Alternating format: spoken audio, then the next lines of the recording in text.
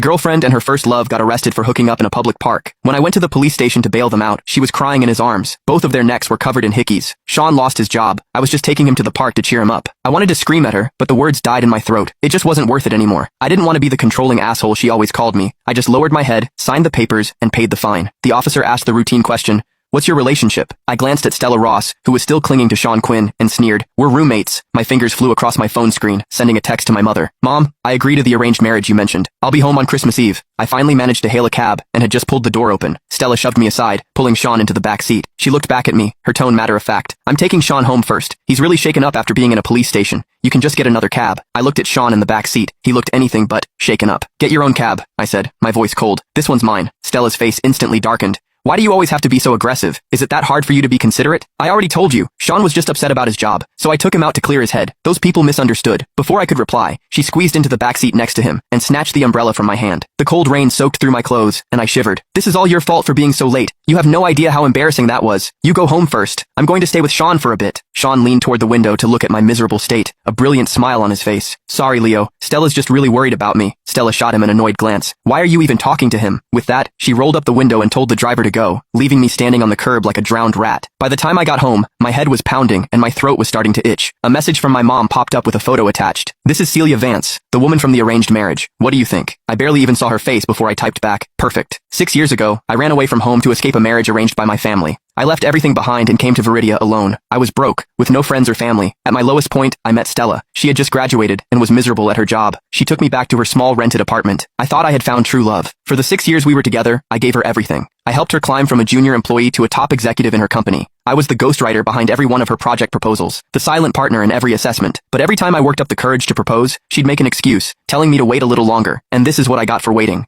Her, cheating on me with Sean. Now, I was done waiting. From under the coffee table, I pulled out a crumpled booklet. It was a collection of flight stubs from Viridia to the UK. The last one was dated 3 days before Sean returned to the country. Sean had been studying in the UK all these years. All those missed anniversaries and Valentine's days, she had used business trips as an excuse to be with Sean. And I was the fool who believed her, thinking she was genuinely too busy. It was after midnight when Stella came home. I woke up the moment her cold body pressed against mine. The acrid smell of sex mixed with men's cologne clung to her, making my stomach turn. I grabbed her wandering hand. "I have a fever," I said coldly. Her hand froze for a second before she pulled it back, her voice laced with impatience. "What a buzzkill." She didn't say anything else, just rolled over with her back to me, pulling the blanket with her. A cold draft washed over me, making my feverish body feel even colder. In the darkness, the faint glow of her phone screen flickered, punctuated by a few stifled giggles. I closed my eyes and pretended to be asleep.